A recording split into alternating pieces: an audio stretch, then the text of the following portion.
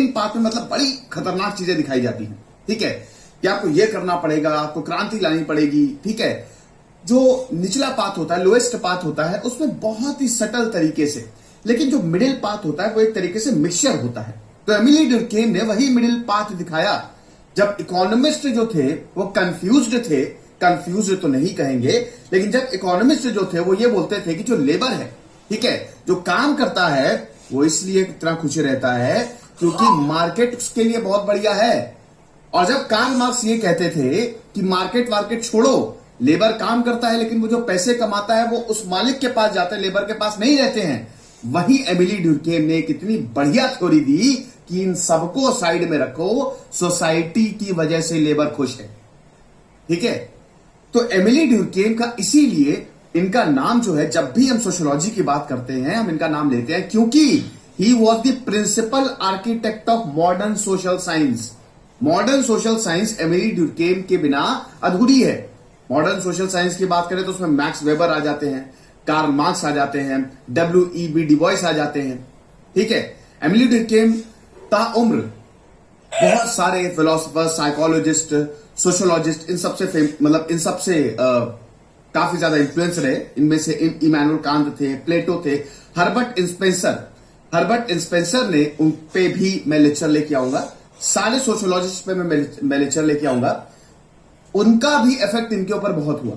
सबसे ज्यादा in fact Herbert Spencer ने इनके ऊपर इफेक्ट डाला, इन्फ्लुएंस हुआ, ठीक है। और उसके बाद इन्होंने अपनी थ्योरीज दी। एमिली डुर्केम की सबसे खास बात यह थी कि ये सारे फिलोसफर्स को पढ़ते और उसके बाद आइडियाज ले लेते थे उनसे, ठीक है, और अपने हिसाब से इंटरप्रेट करते थे, जिसकी वजह से जो रिजल्ट आते हैं वो बिल्कुल एक्यूरेट, ठीक है। तो हम एमिली डुर्केम की बात करेंगे दोस्तों। बेसिकली हम 3 कंसेप्ट तो को जानेंगे। अब वैसे तो एमिली डुर्केम कम से कम 3-4 घंटे भी अगर हम बात करें तब भी एमिली डुर्केम के बारे में बात ही करते रहेंगे, क्योंकि उन्होंने इतने जबरदस्त कंसेप्ट दिए हैं। लेकिन इस आधे घंटे के लेक्चर में मैं आपको समराइज कर दूंगा, कंक्लूड कर दूंगा जो इन्होंने बताया है, ठीक है। तो हम मूलतः बात करेंगे। एक तो सबसे इंपॉर्टेंट जो उन्होंने बताया, डिविजन ऑफ लेबर, ठीक है, जिसका काम उसी को साझे, लेकिन ये लेबर कहां से अपने काम का सोर्स ढूंढता है, कहां से ये काम करता है, क्यों काम करता है, किस लिए काम करता है, खुश रहता है अपने काम से कि नहीं, वो देखेंगे। उसके बाद हम देखेंगे रिलीजन पे क्या मानना था एमिली डुर्केम, जहां कार्ल मार्क्स रिलीजन को बिल्कुल नकार देते हैं। याद रखिएगा, जब भी आप सोशियोलॉजी पढ़ते हैं, फिलॉसफी पढ़ते हैं, हमेशा कंपेयर करके चलिए। आपको थ्योरीज को कंपेयर करके चलना पड़ेगा, वरना आप समझ ही नहीं पाएंगे। स्पेशली सोशियोलॉजी में जब भी आप आंसर राइटिंग करेंगे तो आपको कंपैरिजन करना पड़ेगा, वरना फिर सोशियोलॉजी समझ में नहीं आएगी, मजा नहीं आएगा आपको। तो मैं भी कंपेयर करके चलूंगा। और उसके बाद हम बात करेंगे, पता है किसकी, सुसाइड एंड क्राइम। बिल्कुल, रूसो का भी बहुत इफेक्ट हुआ इनके ऊपर। कॉन्टे को पढ़ते थे, विलियम जेम्स, जॉन डॉबे, तो मैं भूल भी गया हूं कितने लोगों को। मॉन्टेस्क्यू पे तो इन्होंने पूरी थीसिस ही लिख डाली है ना। तो इन्होंने कुछ चीजें को समझाया जिसमें थी प्रोफैनिटी, सेक्रेड और प्रोफैनिटी, अभी हम उसकी बात करेंगे। कलेक्टिव कॉन्शियसनेस, जो कि एक बहुत ही इंपॉर्टेंट कंसेप्ट है, सोशल इंटीग्रेशन, ये सारी चीजें बताई डुर्केम ने, ठीक है।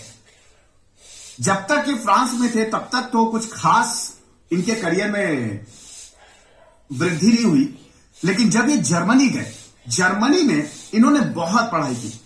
ये अलग अलग यूनिवर्सिटीज में पढ़े, 1882 से लेकर 1887 तक इन्होंने प्रोविंशियल स्कूल में पढ़ाया।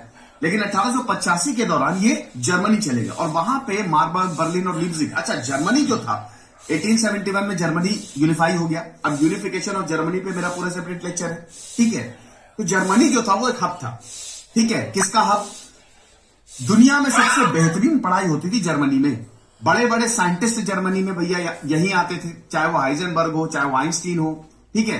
बड़े बड़े साइंटिस्ट आते थे, यहां पे पढ़ते थे। कमाल मचा दिया division of labour in society, इसी की हम मूलतः बात करेंगे।